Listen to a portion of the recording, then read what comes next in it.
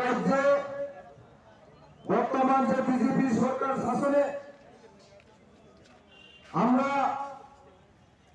একজন স্বাধীন ভারতের নাগরিক হিসাবে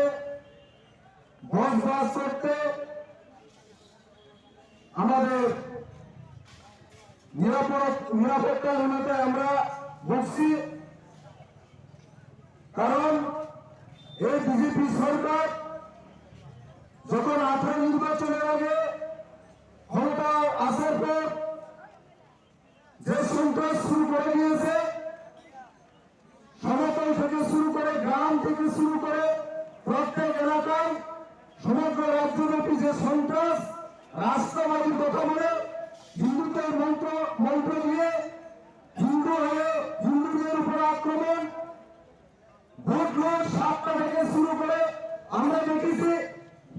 গত লোকসভা নির্বাচন, মিউনিসিপ্যালিটি নির্বাচন, গ্রাম পঞ্চায়েত নির্বাচন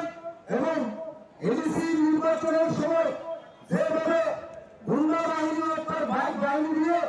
মানুষের গণতান্ত্রিক যে ভোট অধিকার, সে ভোট প্রয়োগ অধিকারকে বাধা সৃষ্টি করে সমগ্র রাজ্যব্যাপী যে একটা অস্থির পরিস্থিতি,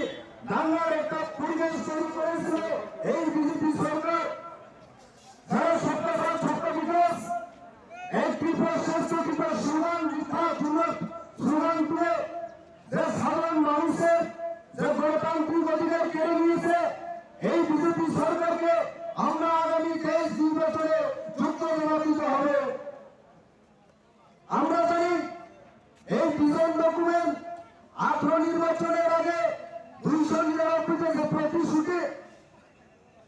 ঘরে ঘরে রোজগার, যুবকদের জন্য স্মার্টফোন, মহিলা ছাত্রছাত্রীদের জন্য বিনামূল্যে শিক্ষা এবং 340 টাকা রেগার মজুরি, 2000 টাকা ভাতা,